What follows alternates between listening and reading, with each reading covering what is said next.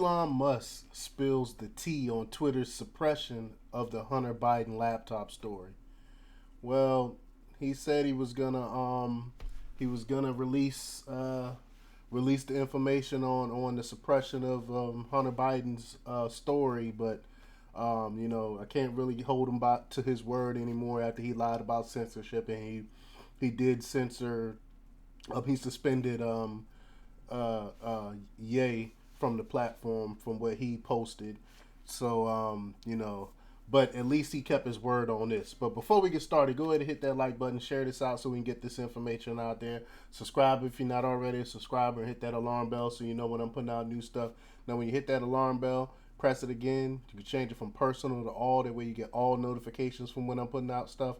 Also, check out my link tree in the description. It has a link to my Patreon where I talk about things I can't talk about here. And there's also a link to my Instagram where I put out even more news. All right, let's talk about this breaking news here. Elon Musk made us a promise, and now he's keeping it. Well, this one at least, like I alluded to already, he didn't keep the promise on censorship. But the new CEO has released the first in a likely series of threads that will eventually become the quote, the Twitter files. The information was given to independent journalist Matt Taibbi, who has been posting the details on the platform in a lengthy thread. Very, very interesting thread. The first part of the drop details how the company added tools to create, quote, barriers to accessing the platform. At first, they were only designed to, quote, combat the likes of spam and financial fraudsters, according to Taibbi. But later, the company's staff and leadership discovered more ways to use the content moderation tools. At this point, quote, outsiders began petitioning the company to manipulate speech as well. First a little, then more often than constantly. At some point, politicians, including former President Donald Trump and the Biden campaign, began making requests regarding content moderation, and that's interesting to me that Donald Trump would do this. So, but I'm gonna do a little bit more digging on that to find out exactly what was it where he trying to suppress. But the Biden campaign, that definitely doesn't surprise me. But overall, the system was not, quote, balanced and was, quote, biased on contacts. Since Twitter is, quote, overwhelmingly staffed by people on one political orientation, people of one political orientation, those on the left and the distinct had a distinct advantage. So maybe it was people in Trump's camp that were more leftist and was pushing this from maybe behind the scenes. Because why would he be pushing for a platform that kicked him off? So I don't know. It's kind of fishy to me. But later in the thread, Taibbi begins unfolding the story regarding Twitter's suppression of the Hunter Biden story. The journalist noted that the company, quote, took extraordinary steps to suppress the story, which included, quote, removing links, posting warnings that it may be unsafe, and blocking it from being sent through direct messages. What is most noteworthy about the part of the story is that these steps are typically used for extreme cases like child pornography. Taibbi's thread details some of the internal exchanges between Twitter's employees, some of which express concerns about suppressing the story.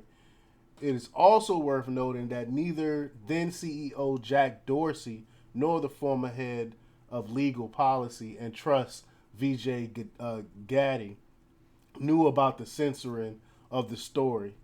Indeed, one employee noted that his co-workers, quote, just freelanced it and admitted that, quote, hacking was the excuse, but within a few hours, pretty much everyone realized that excuse wasn't going to hold. So they knew it wasn't a hack. However, as time passed, those responsible for the censorship appeared so ensconced in the effort that it was discussed to reverse course. Throughout the course of the scandal, Gadi, or however you pronounce her name, and other members of the leadership spoke with various members of the government. Rep. Ro Khanna the Democrat from California, expressed concerns about free speech in the email exchange with Gaddy. He noted, quote, the story has become more about censorship than relatively innocuous emails, and it's become a bigger deal than it would have been. So yeah, that's the Barbara Streisand effect. If they would have just let the story play, it wouldn't have been as bad as them censoring it. Um, it appears Taibbi still has more information to publish. I can't wait to find out what it is. But even this initial offering is scandalous enough. While Democrats and the activist media will almost surely try to spin this as hard as possible, it's clear that these revelations confirm what conservatives and myself have been saying all along. This was never about hack materials, but about trying to influence the 2020 election. And, that's what I've been saying for years now. That's exactly what they've been doing. We got the proof. Elon dropped the proof that that's what they've been doing, censoring information to try to sway the election. But let me know what you think. Leave your comments down below. Like, share, and subscribe. And check out democrepublics.com for the latest in news. Until next time, peace.